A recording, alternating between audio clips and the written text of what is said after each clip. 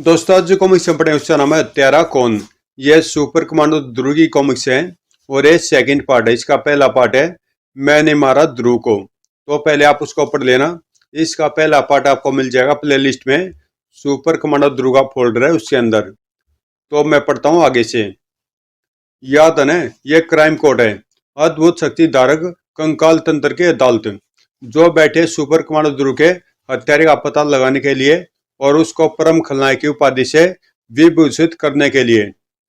उप सचिव माघ खलनायकों एवं माफिया सरदारों, मैं कंकाल तंत्र मध्यांतर के दौरान अपने सर्वज्ञानी रॉबर्ट बायट्रॉन की बैटरी चार्ज कर चुका हूँ। माघ खलनायक धवनीराज बोनावामन और माघ खलनायिका ब्लैक कैट का यह दावा कि उन्होंने ध्रुव को मारा है खारिज किया जा चुका है। अब हम डॉक्टर वॉरेस, सम्राट चुम्बा, श्रीमान चंडकाल, ग्रैंड मास्टर रोबो व एवं मादाम सुप्रीमा की गवाहियां सुनेंगे और उसके बाद यह फैसला करेंगे कि सुपर कमांडो ध्रुव का हत्यारा कौन। बायोट्रॉन, कार्यवाही शुरू करो। मां खलनायक डॉक्टर वॉरेस, कृपया गवाही देने पधारे। चौथी गवाही, मैंने मारा ध्रुव को। डॉक्टर वारस, आपने सुपर कमांडो ध्रुव को कैसे मारा? मेरे पास तो किसी को भी परलोक पहुंचाने के लिए सिर्फ दो तरीके हैं, बैक्टीरिया द्वारा या वायरस द्वारा। सुपर कमांडो ध्रुव पर मैंने अपने दोनों ब्रह्मास्त्रों का इस्तेमाल किया। दरअसल मेरा प्लान तो सिर्फ पैसे कमाने के लिए था। सुपर कमांडो ध्रुव तो अपनी मौत को ढूंढता ढूंढता वहां तक आ गया था। मैंने राजनगर के उत्तरी भाग में एक लेबोरेटरी बनाई थी। ऊपरी तौर पर तो उस लेबोरेटरी का मकसद माइक्रोबायोलॉजी में नई नई रिसर्च करना था, लेकिन अंदर की बात तो यह थी कि वहां पर मैं अपने काम के लिए नए नए और घातक किस्म के जीवाणु और विषाणु का निर्माण करता था। लेबोरेटरी में प्रयोग की आड़ में मैंने चूहे खरीदने शुरू कर दिए। एक जिंदा चूहे की कीमत मैं 2 रुपए देता था। गरीब लोगों में चूहे पकड़ने की होड़ लग गई। लोग लाइन लगाकर चूहे बेचने आने लगे। देखते देखते मेरे पास हजारों हजार चूहे इकट्ठे हो गए। इसी दौरान मैंने अपनी लेबोरेटरी में प्लेग के कीटाणु बेशुमार तादाद में बना लिए थे। आगे का काम आसान सा था, चूहों पर प्लेग के कीटाणुओं का स्प्रे करना और उनको शहर में छोड़ देना। प्लेग एक ऐसी बीमारी है जो बला की तेजी से फैलती है, और जब प्लेग अपना विकराल रूप दिखाता है तो गिरती हैं लाशें दनादन और फैलता है आतंक। मौत के डर से लोग अपनी सारी बेशकीमती चीजें छोड़कर उस इलाके से भाग निकलते हैं और पूरा इलाका ऐसे खाली हो जाता है मानो मरघट का या कब्रिस्तान का दूसरा रूप हो। सोचो बायोट्रॉन, उस समय कई करोड़ का माल लूटना कितना आसान होता है। घर का ताला तोड़ो और माल निकालो।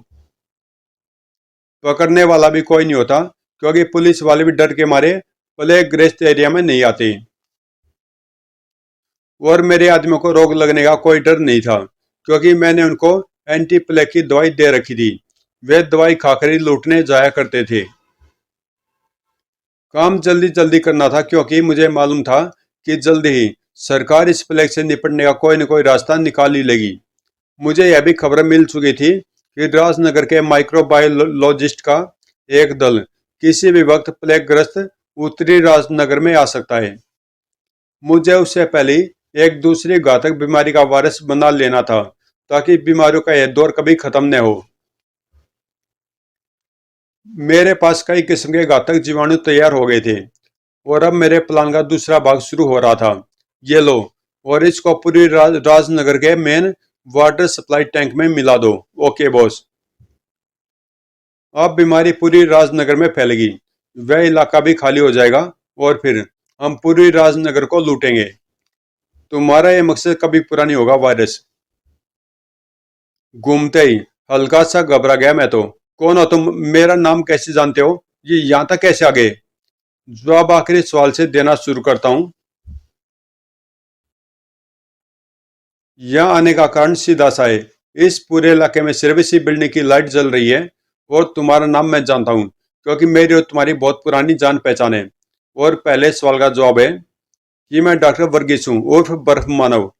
मैं तो यहाँ पर माइक्रोबायोलॉजिस्ट की एक टीम लेकर आया था, पर यहाँ तो रोग फैलने का कारण तुरंत ही पता चल गया।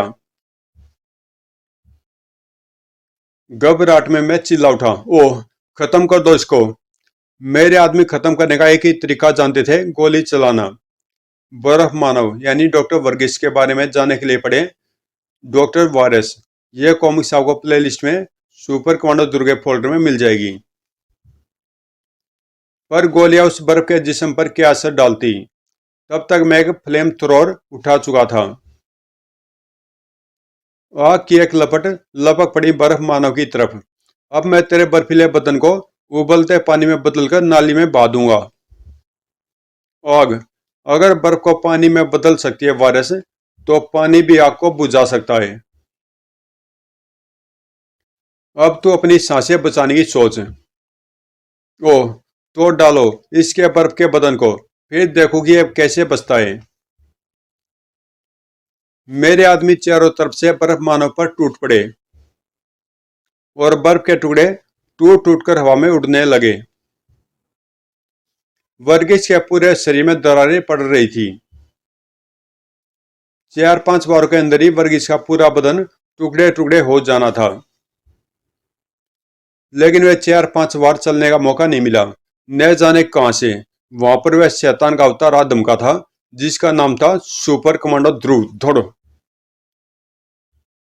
हाँ, मैं। अब तुम पूछोगे कि मैं यहाँ पर कैसे आ गया। मैं तो दवाइयों से ब्रेक ट्रक लेकर उत्तरी राजनगर में आया था, क्योंकि कोई भी ड्राइवर यहाँ आने को तैयार ही नहीं था। धड़ाक। लेकिन रास्ते में मेरी मुलाकात तुम्हारे कुछ आदमियों से हो गई। वे लोग गहनों, पैसों और बेशकीमती चीजों से भरा ट्रक लेकर कहीं जा रहे थे। बस, मैं उनसे जरा जान पहचान करने रुक गया, और जान पहचान करने के बाद उन्होंने मुझे तुम्हारा नाम और पता बता दिया। बस, फिर मैं यहाँ तक आ गया, और अब यहाँ आ गया हूँ तो तुम्हारी मिजाज पुरसी करता ही जाऊं। अब इनको जरा बड़े जेल खाने की सैर करा दी जाए। क्या ख्याल है डॉक्टर वर्गीस? अति उत्तम ख्याल है ध्रुव। दोनों मुझे शायद समझकर मेरी ओर बढ़ रहे थे, लेकिन मैं उतना ऐसा ही नहीं था। यह घातक वायरस तुमको मुझ तक पहुंचने से पहले ही जमीन पर गिरा देंगे। तुम्हारे वायरस मेरी बर्फ की दीवार को पार नहीं कर सकते। वायरस, कोई भी जीवाणु इतनी ठंड में मर जाता है। यह वायरस वे नहीं है वर्गीस। ठंड का इन पर कोई असर नहीं होता। यह सच कह रहा ध्रुव। यह वायरस तो बर्फ की दीवार के पार आ रहे हैं। लेकिन तभी एक और आश्चर्य हुआ। इन दुष्ट विषाणुओं पर शीत का प्रभाव नहीं पड़ता, लेकिन मेरी अग्नि इनको झुलसा कर ही छोड़ेगी। वह आग उगलती भट्टी जो भी था, ध्रुव उसको जानता था। सांबरी, तुम यहाँ पर कैसे? एक मुश्किल सुलझाने ध्रुव। दरअसल एक चीले का आधा खाया चूहा हमारी घाटी में गिरा गई, और उसके संपर्क में आते ही हमारे 2 नागरिक बीमार पड़ गए। हमने उनको ठीक करने की जी तोड़ कोशिश की, मगर वे अभी भी जिंदगी और मौत के बीच में झूल रहे थे। उसके तुरंत बाद ही कुछ और नागरिक भी बीमार पड़ गए। तब मुझे रोग का कारण पता करने के लिए निकलना ही पड़ा। चील के आने की दिशा से मुझे यह आभास हो गया था कि चील इसी नगर की तरफ से आई है। बस मैं इस रोग की दवाई की खोज में यहाँ तक आ गया। पूरे क्षेत्र में सिर्फ इसी इमारत के इर्द गिर्द चहल पहल थी, और यहाँ पर मुझे तुम मिल गए। वाह, लगता है कि किसी सर्कस कंपनी का कोई शो चल रहा है। एक बर्फ फेंकता है, एक आग फेंकता है, एक कलाबाज है। लेकिन अभी यह शो खत्म होने का समय आ गया है। इन दोनों विषाणु का मिश्रण तुम तीनों को एक साथ मौत का इनाम देगा। 2 मिनटों के अंदर अंदर तुम लोगों के सभी अंगों को लकवा मार जाएगा, और फिर तुम लोग मेरी आंखों के सामने मेरे ठाकों के बीच एड़ियां रगड़ रगड़ कर मरोगे। मेरे वायरस का मिश्रण सचमुच महाघातक था, क्योंकि उस मिश्रण पर न तो गर्मी का असर होता था और न ही ठंड का, और उस मिश्रण का घातक असर मिनटों में होता था। सामरी नाम का वह दैत्य भभक उठा।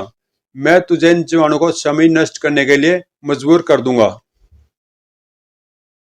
उसके त्रिशूल से निकले एक सर्पाकार लपट मुझे हवा में उठाकर नचाने लगी। नष्ट कर, इन विषाणुओं को नष्ट कर, वरना मेरी ज्वाला तुझे नष्ट कर देगी। धड़ाक। उसकी जुबान लड़खड़ाने लगी थी और उसकी ज्वाला भी गायब हो रही थी। यही मौका था अपने दुश्मनों को खत्म करने का। मेरा मिश्रण अपना असर दिखाने लगा था। खत्म कर दो इन तीनों को जल्दी। मेरे आदमी तीनों की तरफ लपके, लेकिन तभी एक आकृति हिली। आश्चर्यचकित रह गया मैं। गजब की इच्छा शक्ति थी सुपर कमांडो ध्रुव में। धड़। मेरे वायरल मिक्सर के असर से उसके अंग अकड़ चुके थे। बदन बुखार से तप रहा था, लेकिन तब भी वह मेरे आदमियों पर कैर की तरह टूट रहा था और उनको प्लेग के मरीजों की तरह जमीन पर गिरा रहा था। पर क्यों, मैं कारण नहीं समझ पा रहा था। मेरे आदमियों को हराने के बाद भी उसकी मौत निश्चित थी। अगले पल मैं उसकी इस हरकत का कारण समझ गया। वह यह देख रहा था कि वे वायरस मुझ पर या मेरे आदमियों पर असर नहीं कर रहे थे। वह इसका कारण पता करना चाहता था और वह कारण उसने ढूंढ ही लिया। वह कारण था हमारी जेबों में रखी रेडियम से भरी पारदर्शक शीशियां। रेडियम से निकलती रेडियो एक्टिव किरणें उन वायरसों को हमारे पास पहुंचने से पहले ही खत्म कर देती थी। गजब की फुर्ती से उसने सभी की जेबों से शीशियों को निकालकर जमीन पर पटक दिया और उनसे निकलती रेडियो एक्टिव किरणें उन तीनों के शरीर में समाई वायरसों को तेजी से नष्ट करने लगी। मेरा मुंह खुला का खुला रह गया। मुझे आभास भी नहीं था कि कोई इंसान मेरे वायरल मिक्सर के हमले से बच सकता है, लेकिन मैंने भी अपना सबसे भयंकर अस्त्र बचाकर रखा था। मेरी infra ultra enlarger button दबते ही इंफ्रा अल्ट्रा किरणों ने पूरे कमरे को भर दिया और फिर पूरे कमरे में भर गए मेरे बचे हुए वायरस। वे वायरस जो हवा में मौजूद थे, मेरी एन लार्जर किरणों का स्पर्श पाते ही आकार बदलने लगे। इतने बड़े आकार के वायरसों पर रेडियम की रेडियो एक्टिव किरणें बेअसर थी और सामरिक ज्वाला और बर्फ मानव की शीत किरणें भी। मेरा वायरल मिक्सचर अजेय था।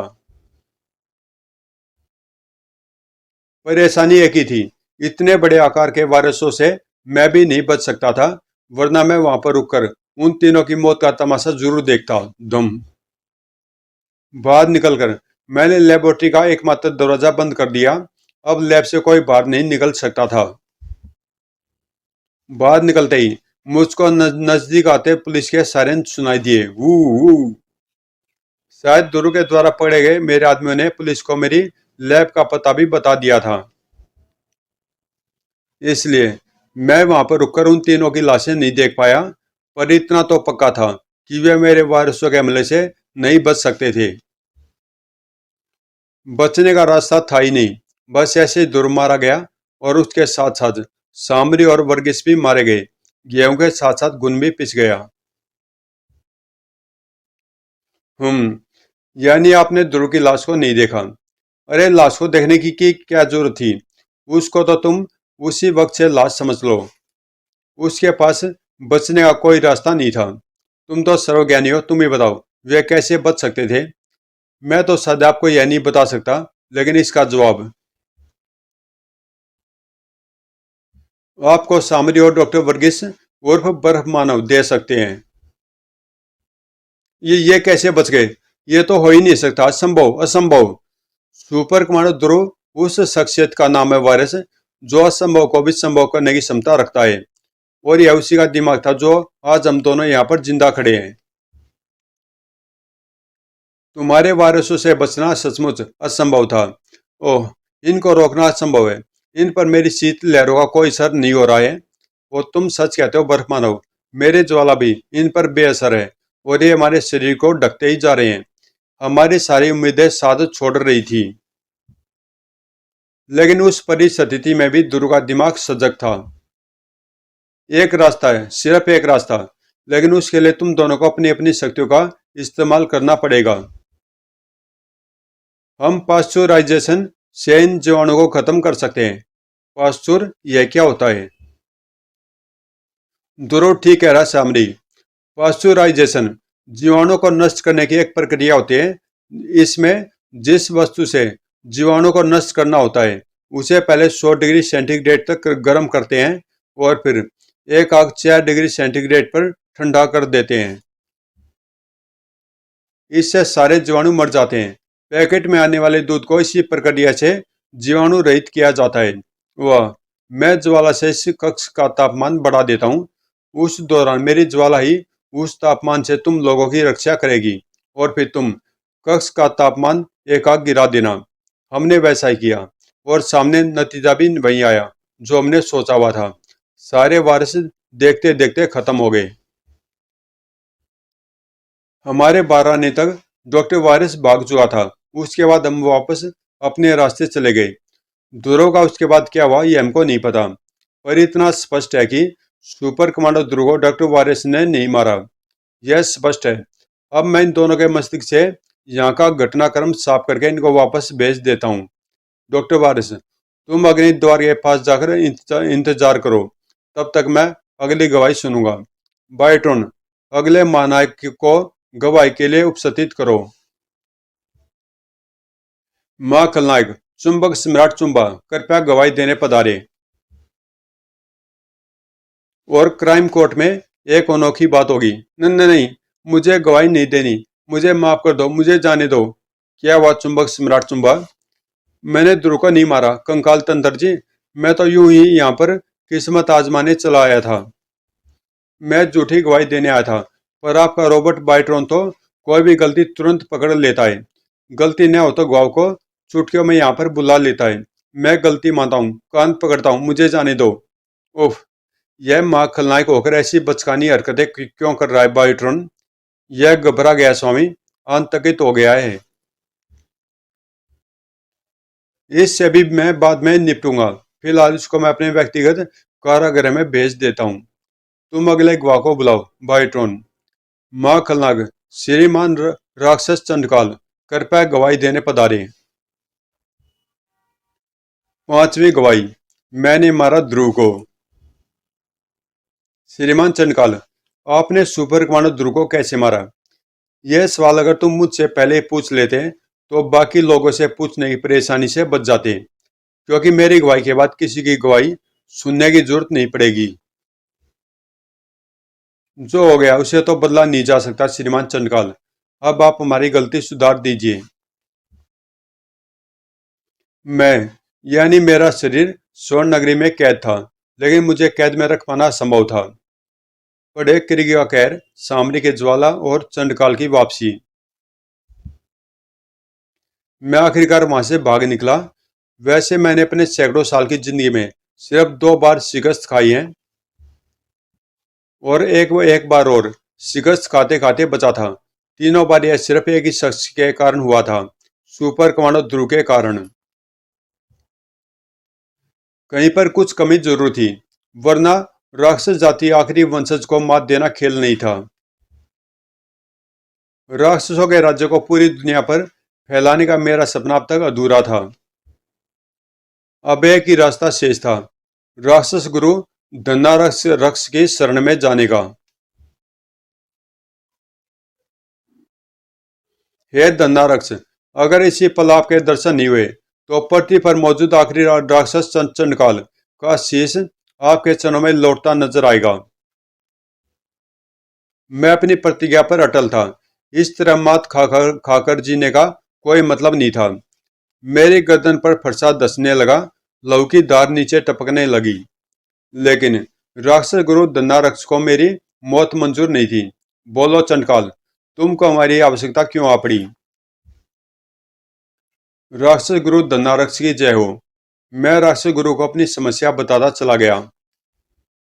तुम्हारी बार बार हार का कारण सिर्फ एक है पुत्र चंडकाल, दूरों के अंतर में मौजूद सत्य और न्याय। जब तक यह शक्तियां उसके साथ हैं, तुम्हारी दुष्ट शक्तियां उस पर विजय नहीं पा सकती, और बगैर उसको रास्ते से हटाए तुम पृथ्वी पर राक्षस राज फिर कभी कायम नहीं कर सकते। ब्रह्मांड के दूसरे कई ग्रहों पर राक्षस राज सिर्फ इसलिए कायम है क्योंकि वहां पर सत्य और न्याय नहीं है। मुझे ध्रुव पर विजय पाने का रास्ता बताइए गुरुदेव। ध्रुव पर विजय पाने के लिए तुमको अपने अंदर कुछ सत्य और न्याय की शक्तियों को सोखना होगा। सत्य और न्याय, वह भी मेरे अंदर? सोचकर ही उल्टी आती गुरुदेव, कोई और रास्ता नहीं है? नहीं वत्स, यह काम तुमको करना ही होगा। अभी तुम ध्रुव के बराबर हो, तभी तुम ध्रुव के बराबर हो पाओगे। यह सत्य और न्याय की शक्तियां मैं सोखूंगा कैसे? इस पृथ्वी पर कुछ ऐसे सत्यनिष्ठ प्राणी हैं जिनके अंदर अद्भुत शक्तियां हैं। तुम उन अद्भुत शक्तियों को खींचोगे और उन शक्तियों के साथ साथ सत्य और न्याय की शक्तियां भी खींचाएंगी। वे अद्भुत शक्ति वाले प्राणी कौन है गुरुदेव? कई हैं। एक तंत्र विशेषज्ञ कन्या है लोरी, और वानरराज हनुमान के वंशज यतियों का गुरु सक्तालू। ऐसे कुछ और भी हैं। मैं तुमको वह सिद्धि देता हूं जिनमें तुम इनकी शक्तियां सोख सकोगे। विजयी बहुपुत्र। अब मुझे वह रास्ता मिल गया था जो मुझे कामयाबी की मंजिल पर पहुंचा सकता था।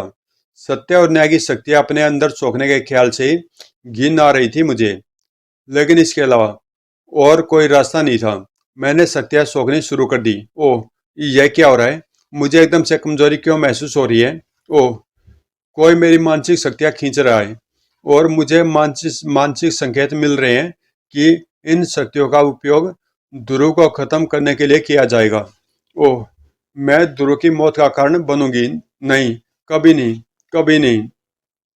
वह लड़की बड़बड़ाती हुई, लड़खड़ाती हुई नीचे जा गिरी, क्योंकि उसकी शक्तियों को मैंने सोख लिया था। गुरुधन्य रक्स का कहना सच था। मैं अपने आप को पहले से अधिक शक्तिशाली महसूस कर रहा था।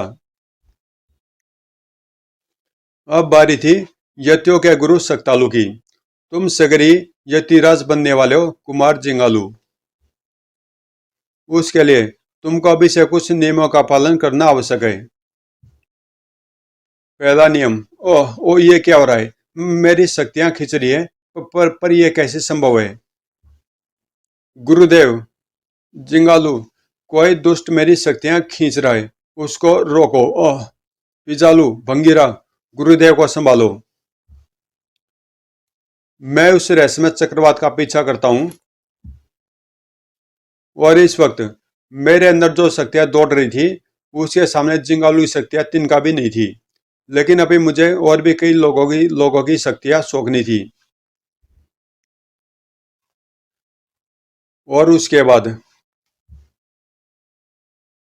वह बंदर मेरे पास आ रहा था, लेकिन मेरी और उसकी उसकी मुठभेड़ एक बार हो चुकी थी। मैं उसकी शक्तियां जानता था। मुझे निपटना था ध्रुव से, और इस बार वह मुझसे जीत नहीं सकता था।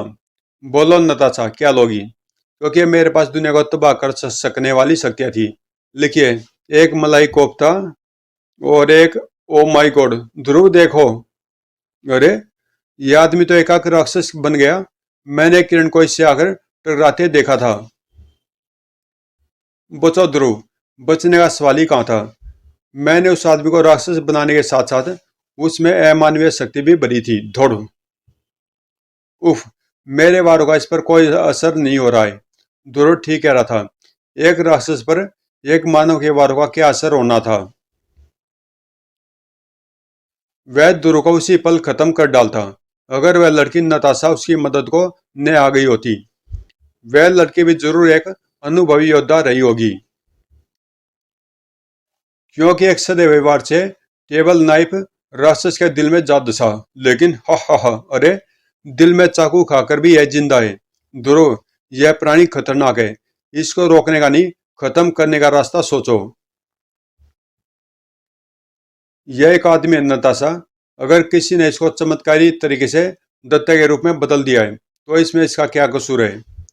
ध्रुव का तर्क अपनी जगह पर सही था और नताशा का तर्क अपनी जगह पर।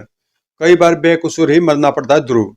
इस रूप में यह किसी की हत्या भी कर सकता है और उस हत्या के जिम्मेदार हम होंगे। ओह, बताओ मैं क्या करूं? मैं इसकी जान नहीं ले सकता।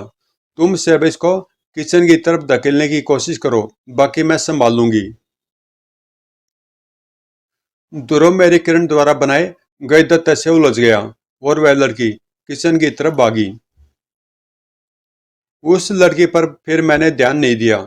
मुझे ध्रुव की मौत का नजारा जो देखना था, लेकिन ऐसे जुझारू इंसान के पास तो मौत भी धीरे धीरे आती है, डर डर कर। जिस बला को देखकर अधिकतर मानव का दिल धड़कना बंद कर दे, जिस दत्त में अमानवीय शक्ति हो, जिसको हराना असंभव हो, जिसके दिल में चाकू धस चुका हो फिर भी वह जिंदा खड़ा हो, ऐसी बला के साथ उलझा हुआ था वह जांबाज ध्रुव।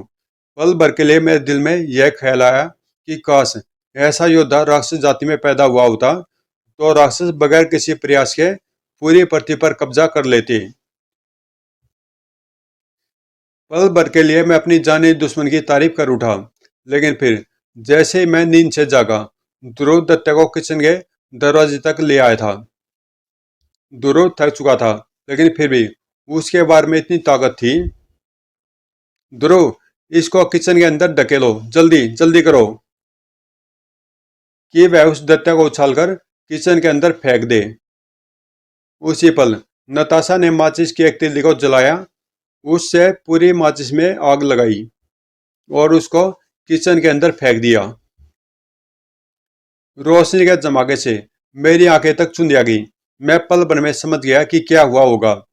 नताशा ने किचन के सारे गैस सिलेंडरों को खोल दिया होगा और उस गैस ने आग पकड़ते ही किचन को नरक का छोटा रूप बना दिया होगा। दत्ते को राख में बदलते 1 मिनट भी नहीं लगा होगा। हम जीत गए ध्रुव। यह जीत नहीं, हार है नताशा। हमको एक आदमी की जान लेनी पड़ी। वह जान तुमने नहीं, मैंने ली ध्रुव, और वह जरूरी भी। ध्रुव, वह देखो। अरे अरे, लावा! जमीन से लावे की फुहार सी निकल रही है। कुड़ुम! कैसे? यह जरूर किसी शैतान का काम है, उसी का जिसने वेटर को दत्ता बना दिया था। आओ देखते हैं। बाकी लोग लावे की उस फुहार से दूर भाग रहे थे, लेकिन वे दोनों उस लावे की तरफ लपक रहे थे। ध्रुव देखो, लावे के बीच में कोई खड़ा हुआ है। चंडकाल? हाँ, चंडकाल यानी तेरा काल, सुपर कमांडो ध्रुव। अब मैं समझा, यह सब शैतानी लीला तुम्हारी थी। यह तो शुरुआत थी बच्चे। अब तो चंडकाल की एक नई शक्तियों का एक से बढ़कर एक नमूना देखता जा। कमाल की इच्छा शक्ति थी ध्रुव में। मुझे तो मेरे मायावी कवच ने लावे की गर्मी से बचाया हुआ था। वह लावे की भीषण गर्मी को कैसे बर्दाश्त कर पा रहा था, यह मेरी समझ के बाहर की बात थी। वह किसी भी पल मेरी तरफ लपक सकता था, और अपनी भीषण शक्तियों के बावजूद भी मैं कोई खतरा मोल लेना नहीं चाहता था। उसके चारों तरफ लावे के फव्वारे उबलने लगे, पर उसमें गजब की फुर्ती थी। एक भी शोला उसे छू नहीं पाया।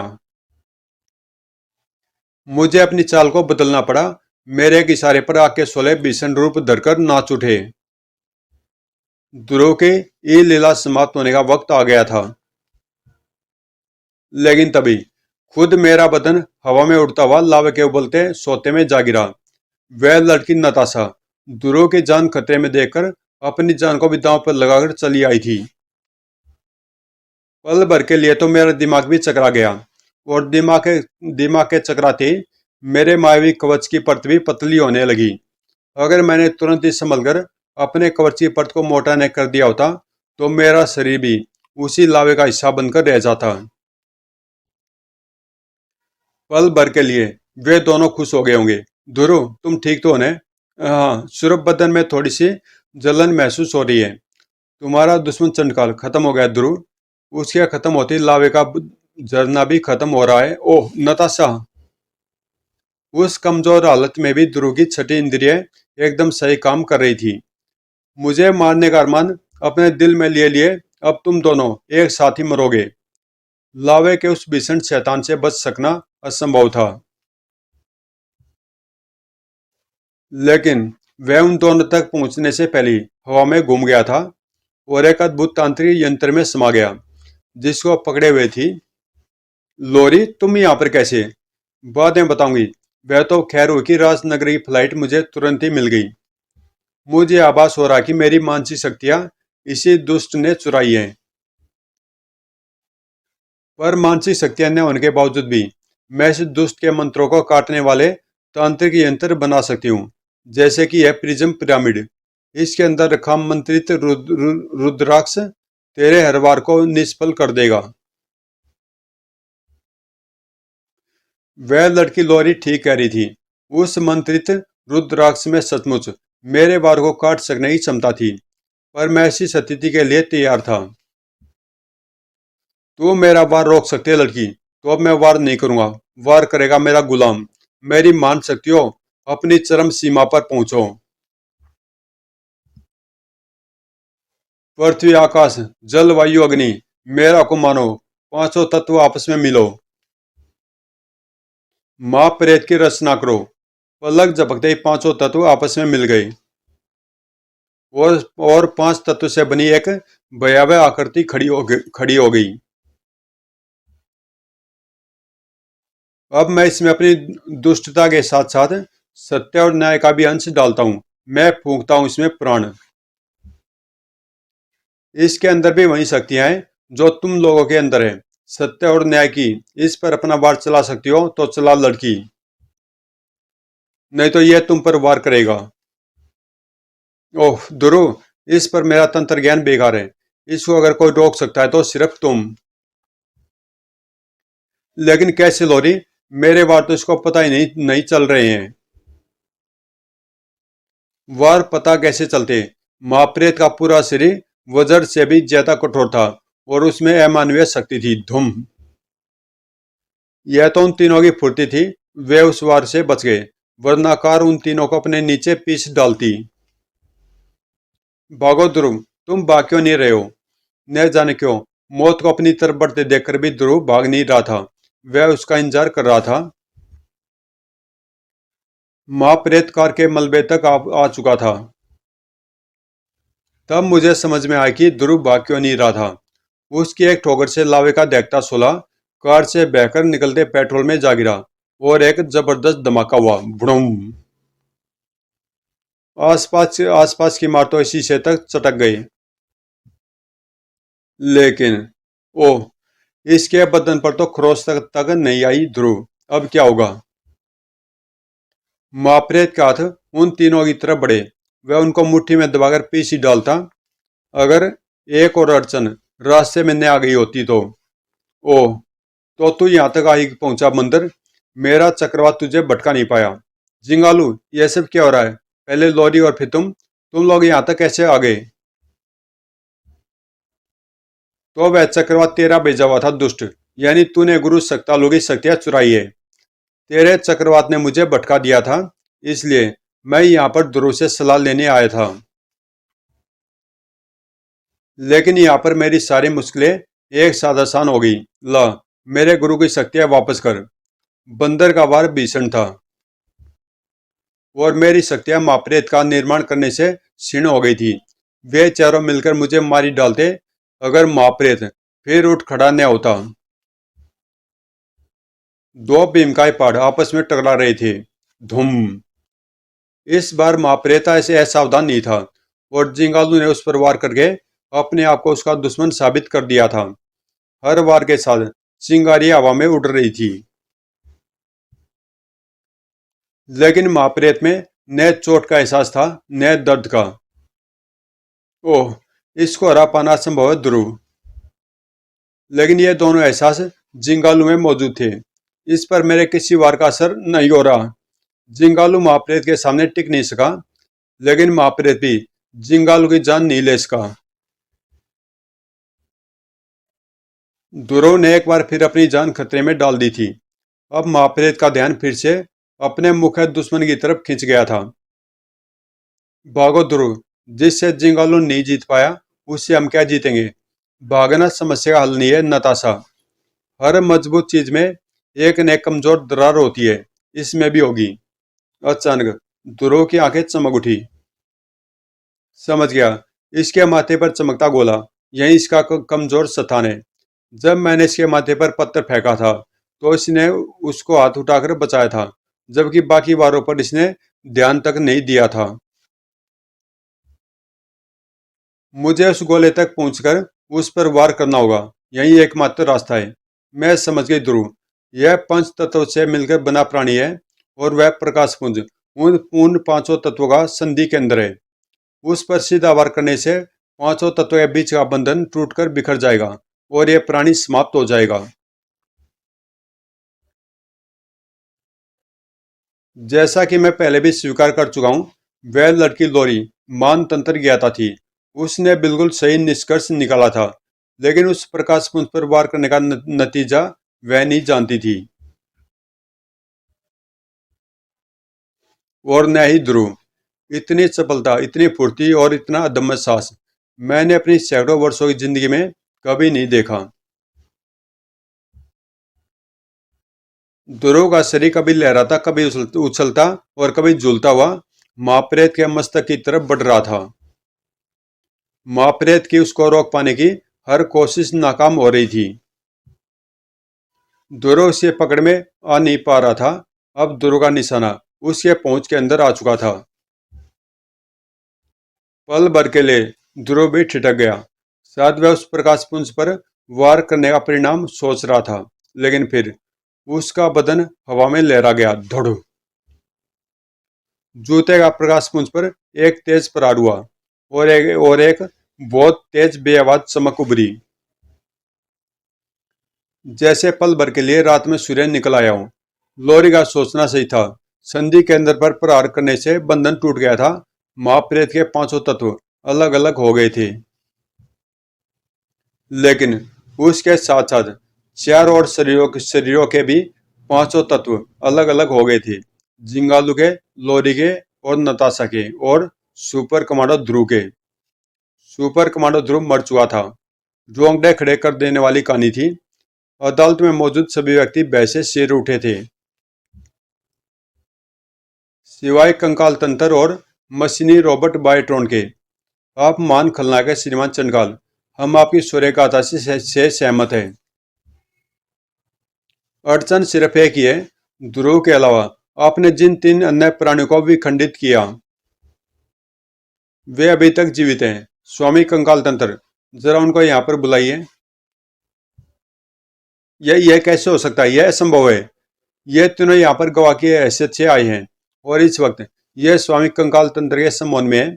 इनको यहाँ आने के बारे में कुछ भी याद नहीं रहेगा, लेकिन इस महासम्मान की अवस्था में यह सिर्फ सच बयान करेंगे। श्रीमान जिंगालू, आपके मस्तिष्क में स्वामी कंकाल तंत्र ने श्रीमान चंद्रकाल का पूरा बयान भर दिया है। अब इस घटना को कृपया विस्तार से सुनाए। चंद्रकाल का कहना सच है। हम सबके शरीर महाप्रेत के साथ विखंडित हो गए थे, पर महाप्रेत के विखंडित होने से गुरु शक्तालु की शक्तियां भी आजाद हो गई थी।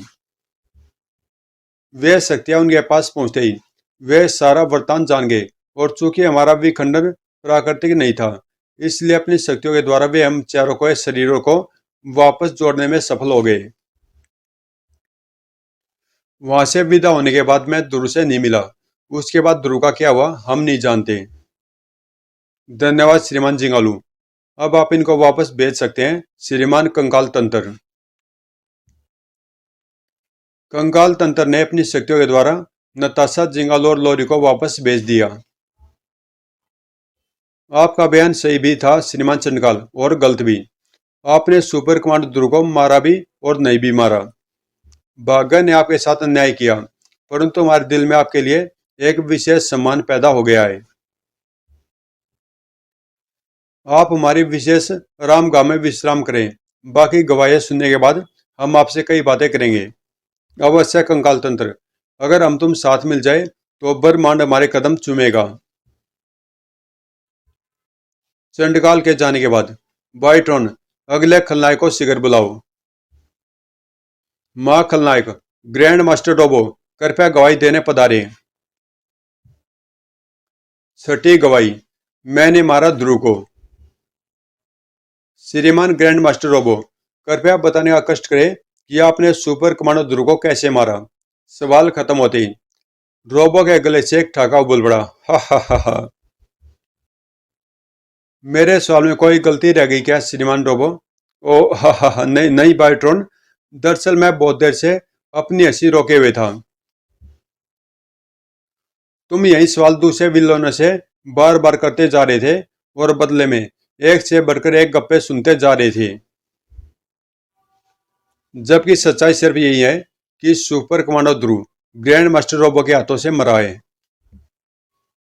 हम आपकी कथा सुनने को उत्सुक हैं श्रीमान रोबो। मेरी कहानी बड़ी सीधी सादी सी है क्योंकि वह एक सच्चाई है, कोई लच्छेदार गप नहीं। सुपर कमांडो ध्रुव का सबसे पुराना दुश्मन हूं मैं, ग्रैंड मास्टर रोबो, दुनिया का नंबर 1 आतंकवादी। मेरी ध्रुव से 3 बार मुठभेड़ हुई और इन मुठभेड़ों ने मुझे बर्बादी के कगार पर ला खड़ा किया। मेरा संगठन छिन्न भिन्न हो गया, मेरे कई आदमी पकड़े गए और कुछ ध्रुव के डर से मेरा संगठन छोड़ गए। संगठन को दोबारा बनाने के लिए मुझे पैसों की जरूरत थी, इसलिए मैं व्यापारी बन गया, अवैध हथियारों का व्यापारी। मेरे हथियार किराए पर चलते हैं। अफगानिस्तान के गुरिल्ला संगठनों को मैंने हथियार सप्लाई किए। उनका काम खत्म होने पर वही हथियार पंजाब चले गए, वहां से कश्मीर और फिर न जाने कहाँ का। श्रीलंका के गुरिल्ला को भी मैंने कई हथियार किराए पर दिए हैं। इसमें डबल फायदा था, एक तो मेरे हथियार मेरे पास वापस आ जाते थे और साथ ही आ जाती थी उनके किराए की एक मोटी रकम। मेरे पास पैसों का एक बड़ा भंडार जमा हो श्रीमान रोबो। हम आपके व्यापार का हिसाब किताब जानने के इच्छुक नहीं है। हम यह जानना चाहते हैं कि आपने श्रीमान ध्रुव को कैसे मारा। मैं भी यहाँ पर बकवास करने नहीं आया।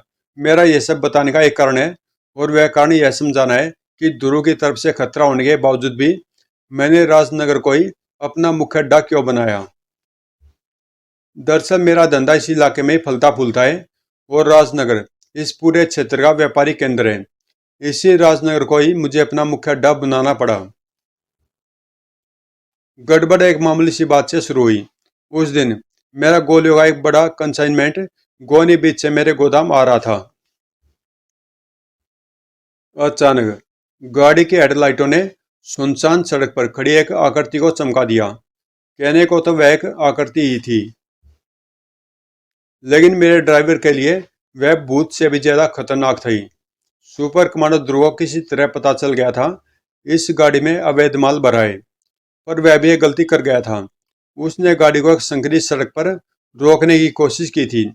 अगल बगल बचने की कोई जगह नहीं थी।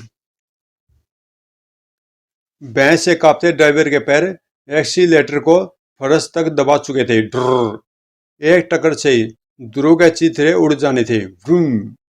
पर शायद ध्रुव को भी अपनी मौत की जल्दी थी।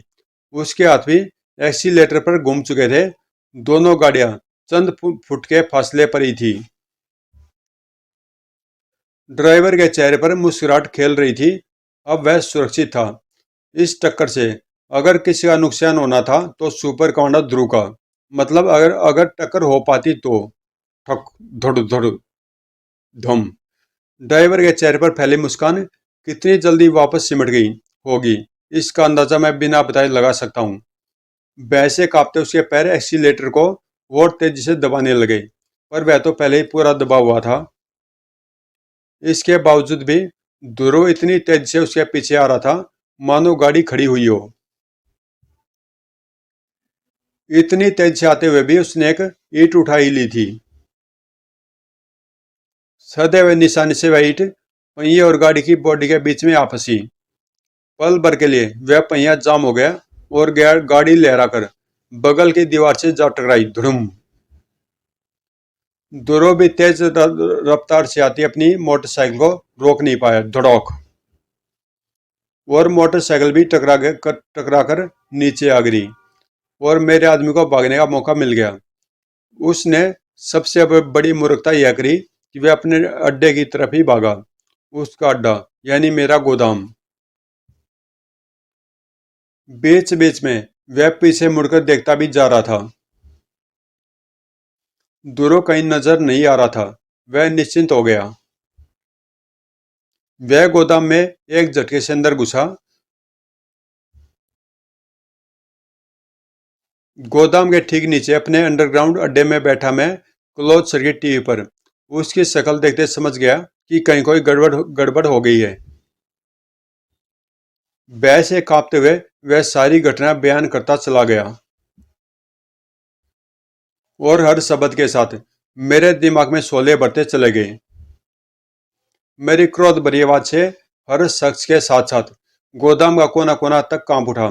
वह तुम्हारे पीछे लगा होगा मूर्ख, और अब वह यहाँ आता ही होगा। अगर वह जिंदा वापस गया तो समझो तुम सब मर गए। मेरी आवाज की गूंज खत्म होते ही एक और आवाज वातावरण में उभरी। दरवाजा खुलने के चरमराहट की आवाज। गोदाम की बत्तियां तुरंत बुझा दी गई। और फिर उसके बाद नजर आई एक प्रभावशाली आकृति। सुपर कमांडो ध्रुव मेरी मान तक आ चुका था। मेरे आदमी अलग अलग जगहों पर छिपे बैठे थे, घात लगाए, ध्रुव पर हमला करने को तैयार। ठक। उस ठक की आवाज के साथ ही गोदाम में कहर टूट पड़ा। शायद चाकू आने की दिशा ने ध्रुव को पहले आदमी का पता बता दिया था। मेरे आदमी अपनी मूर्खता में ध्रुव पर हमला करते जा रहे थे और हर बार ध्रुव को अपने दुश्मन के छिपने की जगह का पता बता रहा था। मैं चाहकर भी अपने आदमियों को कोई सलाह नहीं दे सकता था। मैंने अपने आदमियों पर भरोसा करके बहुत बड़ी गलती की थी। अब मेरा बांडा फूटने वाला था। मैं खुद बाहर निकलकर ध्रुव का सामना करने की सोच ही रहा था, तभी एक आवाज ने मेरे कदम रोक दिए। बोलो, तुमने अपने आदमी को कहां पर छिपा कर रखा है? क्लिक। कौन सा आदमी? अरे बादशाह, आप तो सुपर कमांडो ध्रुव हो। बड़ी गलती हो गई जी, अस्सी अंधेरे में आपको पहचान नहीं पाए। वे आदमी किधर गया? कौन सा आदमी जी? अरे गोविंद, उधर देख, वो कौन है? अरे ये तो कोई चोर लगता है जी, हमारे गोदाम का आदमी नहीं है। ओ, यानी ये मुझसे बचने के लिए यहाँ पर आकर छिप गया था। आओ जी, पर आप इसके पीछे कैसे लग गए? यह वैध गोलियों से भरी एक गाड़ी लेकर भाग रहा था। एक गोली न जाने कैसे गाड़ी से गिर पड़ी। एक कुत्ते ने उसे उठाकर मुझ तक पहुंचाया और इस गाड़ी का हुलिया भी बताया। बस वहीं से मैं इसके पीछे लग गया। ओह, आप जानवरों से बात कर ले तो कमाल है जी। इसको ले जाओ साहब जी, ऐसी मार मारना कि स्मगलिंग करना ही भूल जावे। मेरे आदमी गोविंद ने दिमाग का अच्छा इस्तेमाल किया था। उसने पूरी स्थिति को बखूबी संभाल लिया था। ध्रुव ड्राइवर को अपने साथ ले गया। मैं जानता था कि मेरा ड्राइवर अपना मुंह कभी नहीं खोलेगा, लेकिन फिर भी मैंने गोदाम को अगले दिन वहां से हटाने का इरादा कर लिया था। मेरा निर्णय एकदम सही था। अगले दिन के अखबारों में ध्रुव का पूरा कारनामा छपा था। सुपर कमांडो ध्रुव ने तस्कर को रंगे हाथों पकड़ा और उसमें मेरे गोदाम का भी जिक्र था। और उसी रात को हमने उस गोदाम को खाली करने की तैयारी शुरू कर दी। कल तूने बहुत अच्छा नाटक किया गोविंद, तुझे इसका भरपूर इनाम मिलेगा। बम्बई फिल्म इंडस्ट्री में बहुत स्ट्रगल किया है बॉस। मौका मिलता तो अमिताभ बच्चन की भी छुट्टी कर देते। ठीक है ठीक है, अभी चलकर ट्रक में जल्दी जल्दी माल लदवा। सारा काम अंधेरे में ही हो रहा था। गोविंद माल लदवाने के लिए बढ़ने ही वाला था कि तभी कट, एक हल्की सियाट ने हम सबको खामोश कर दिया। ट्रक के पीछे से एक परछाई हिली। वो चांद की रोशनी में एक पीली और नीली पोशाक चमक उठी। ध्रुव का पहले ही दिन शक हो गया था, इसलिए वह दोबारा गोदाम की छानबीन करने आया था। मेरे पास भी छिपने का मौका नहीं था। हमारा आमना सामना हो ही गया, पर न जाने क्यों मुझे देखकर ध्रुव घबरा सा गया। ग्रैंड मास्टर रोबो सुनो। उसके बाद मैंने उसको एक पल की भी मोहलत नहीं दी। मेरी लजराई चमक उठी और ध्रुव का सिर अपने धड़ पर से गायब हो गया। वातावरण जलते मांस की बू से भर गया, लेकिन उस बू का मुकाबला सारी दुनिया के इत्र मिलाकर भी नहीं कर सकते, क्योंकि वह सुपर कमांडो ध्रुव के मरने की खुशबू थी। ध्रुव की लाश मेरे सामने पड़ी हुई थी। मर गया था ध्रुव, मैंने मारा था ध्रुव को। ध्रुव की लाश को वहीं छोड़कर हम वहां से निकल लिए। जाने से पहले मैंने गोदाम में अपने रहने के सारे सबूतों को मिटा दिया था। फिर मैं अगले दिन की धमाकेदार खबर का इंतजार करने लगा, लेकिन कुछ भी नहीं हुआ। कहीं पर भी कोई खबर नहीं थी। न अखबार में, न रेडियो पर और न टीवी पर। खबर को पूरी तरह से दबा दिया गया था। ध्रुव की मौत की खबर को पुलिस वाले गुप्त रखना चाहते थे, लेकिन फिर भी यह खबर अपराधियों के बीच में फैल गई और हर अपराधी ध्रुव को मारने का दावा करने लगा। जबकि सच्चाई मैंने सबके सामने बयान कर दी है। सुपर कमांडर ध्रुव को मैंने मारा है, मैंने मारा ध्रुव को। हम आपकी कथा में कोई गलती नहीं है श्रीमान रोबो, पर आपकी कथा का कोई गवाह भी नहीं है। आपकी कथा की सत्यता को परखा कैसे जा सकता है? मैं मूर्ख नहीं हूं बायट्रॉन। ध्रुव की लाश को गोदाम में छोड़कर जाने से पहले मैंने उसकी बेल्ट उतार ली थी। वह स्टार बेल्ट मेरे पास है और वही मेरी कहानी का सबूत है। वह क्या आप वह बेल्ट में दिखाने का कष्ट करेंगे?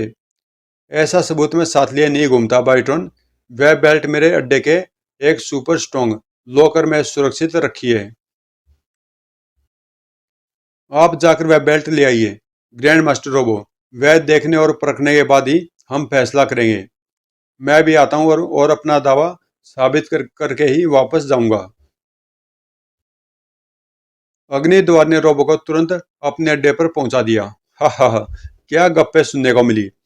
चांद की सतह पर मारा, सांप सीढ़ी के खेल पर मारा, डायनामाइट से उड़ा दिया, ध्रुव का शरीर विखंडित कर दिया। लेकिन मैं तो जानता ही था कि ध्रुव को मैं नहीं मारा है, और ये रहा मेरा सबूत, सुपर कमांडो ध्रुव की बेल्ट।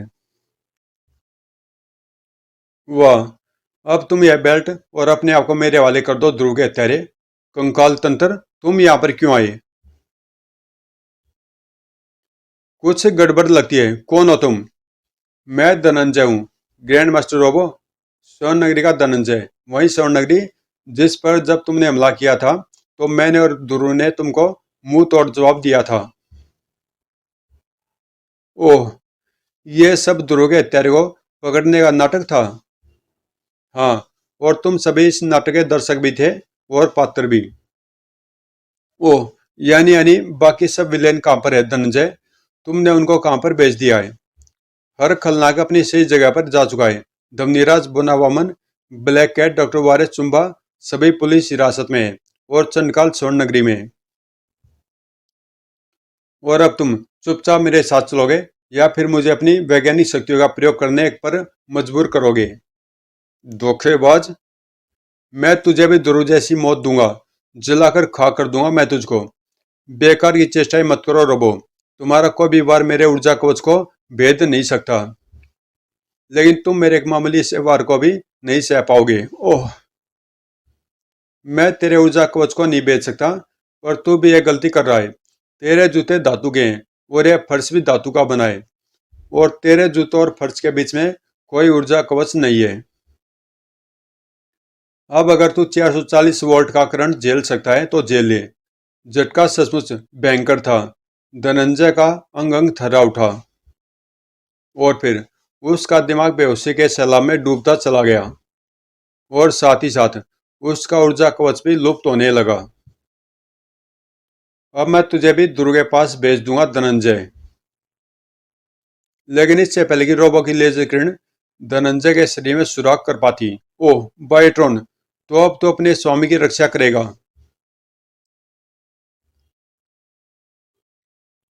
लेकिन रोबो ने तेरे तेरे जैसे कई रोबोटों को बचपन में ही तोड़ डाला है। धड़ोक। अब मैं तेरे धातु के बने शरीर की परतों को प्याज की तरह छीलूंगा। बायोट्रॉन ने लेजर किरणों से बचने की कोई कोशिश नहीं की, बल्कि उसके मशीनी हाथ खुद ही अपने आप को फाड़ने लगे। परते दर परते उखड़ने लगी। कर्र। और रोबो की इकलौती आंख फैलती चली गई। सांस नाक में रुककर रह गई, आवाज गले में घुट गई। अपनी जिंदगी का सबसे आश्चर्यजनक दृश्य देख रहा था वह। ध्रुव, ध्रुव तुम बायोट्रॉन थे, तुम जिंदा कैसे हो? असंभव, मैंने तो तुमको मार डाला था, तुम बच कैसे गए? सोचो, तुमको ठीक से हत्या करनी तक नहीं आती है रोबो। इतना बड़ा धोखा, इतना बड़ा, सारे अपराधियों को एक साथ धोखा दिया गया। लालच करोगे तो धोखा खाओगे ही। पूरी दुनिया पर राज्य करने के लालच में ने ही तुम लोगों को इस हालत में पहुंचाया है। पहली बात तो शायद कहीं गलती रह गई, लेकिन इस बार गलती नहीं होगी ध्रुव। तुम लेजर किरणों से अपने अड्डे को तबाह कर लोगे ध्रुवो, मुझे तो ये छू भी नहीं पाएगी। सच कहता तू बच सकता है, लेकिन ये बेहोश धनंजय नहीं बच सकता। अब अगर तू हिला तो मैं एक लेजर ब्लास्ट से इसकी खोपड़ी उड़ा दूंगा। ध्रुव के पास रुकने के अलावा और कोई चारा नहीं था। हा हा हा, रुक गया। दोस्तों के पीछे अपनी जान खतरे में डालना तो तेरी पुरानी आदत है। ले, ये दो हथकड़ियां, एक अपने हाथों में डाल और दूसरी अपने पैरों में। ठीक से हाथों को पीछे करके, हाँ। वाह, अब मैं तेरा नहीं बल्कि तू मेरा कह दिए। पैरों में भी बांध। अब अपनी मौत से बचकर दिखा लड़के। ध्रुव का शरीर तेजी से जमीन पर गिर गया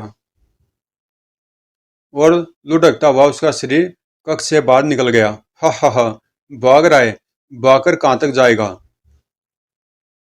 अब मुझे भागने की जरूरत नहीं है। मैं रोबो को धनंजय से दूर ले आया हूँ। रुक क्यों रहे हो रोबो? वार करो, खत्म कर दो मुझको। झुंझलाए रोबो की आंख चमक उठी, कड़ाक, और ध्रुव के पैर आजाद हो गए। अगले ब्लास्ट ने ध्रुव के हाथों को भी आजाद कर दिया, कड़ाक। रोबो मुझ पर लेजर किरणों से वार कर रहा है। ये लेजर किरणें प्रकाश किरणों का एक घातक रूप होती हैं और इनको भी प्रकाश किरणों की तरह परावर्तित किया जा सकता है। इनको परावर्तित करने का काम मेरी हथकड़ियों की चमकती हुई सतह करेगी, और अगर मैं इन किरणों को सही कोण पर परावर्तित कर सकूं तो मेरा बचाव ही मेरा हमला बन जाएगा। ओह, मेरी लेजर किरणों ने ही मेरी लेजर आई को नष्ट कर डाला, कड़क। मेरा सबसे बड़ा हथियार नष्ट हो गया। यो धोड़, अब तुम्हारा जबड़ा भी नष्ट होने वाला है रोबो।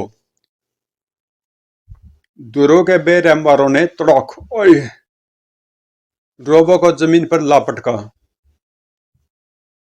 अरे तुमने तो बगैर मेरी मदद के ही अपने हत्यारे को पकड़ लिया ध्रुव। लेकिन ये सब क्या चक्कर था ध्रुव? तुमने पूरी बात अब तक मुझे नहीं बताई। रोबो की कहानी एकदम सच्ची थी धनंजय, लेकिन उसने ध्रुव के रूप में एक दूसरे लड़के टोनी मेलकम को मारा था। उसकी शिनाख्त मैंने उसकी पोशाक पर लगे टेलर के लेबल के जरिए की थी। उसका पता ढूंढकर मैं उसके रहने के स्थान पर गया। वह अकेला रहता था। मुझे वहां पर उसके हाथ की लिखी डायरी मिली। उसमें उसने सारी बातों को साफ साफ लिखा था। दरअसल दरअसल वह मेरा खास प्रशंसक था और मेरे जैसा ही क्राइम फाइटर बनना चाहता था। उसने मेरे जैसी पोशाक भी सिलवा रखी थी। अखबारों में मेरे कारनामों के स्थान को पढ़कर वह अगले दिन उसी जगह छिपकर जाता था और मेरी नकल करने की कोशिश करता था। ऐसे ही वह ग्रैंड मास्टर रोबो से टकरा गया।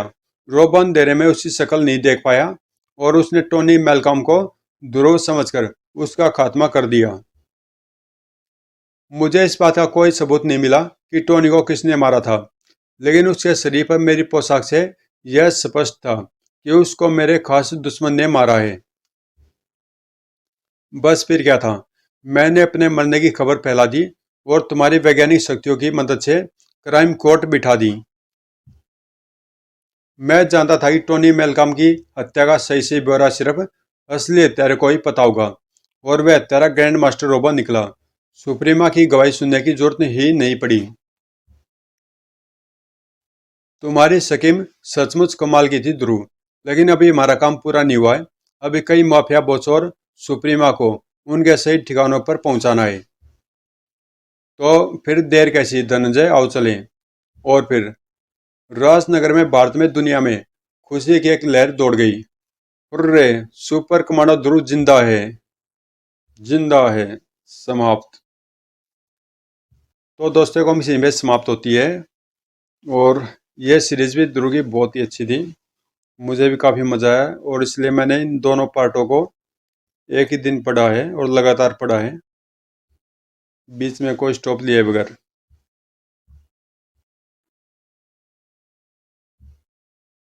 इस कॉमिक्स में यहाँ पे ध्रुव के हाथ भी बांध दिए, पैर भी बांध दिए, और ये सीन याद दिलाता है पुष्पा पार्ट 2 की, जिसमें लास्ट में पुष्पा के दोनों हाथ भी बांध देते हैं और पैर भी। और तब वो फाइट करता है। तो इसी तरह से यहाँ पे ध्रुव फाइट कर रहा है रोबो से। खैर ये तो एक संयोग ही है। और मिलते हैं किसी अगली कॉमिक्स में।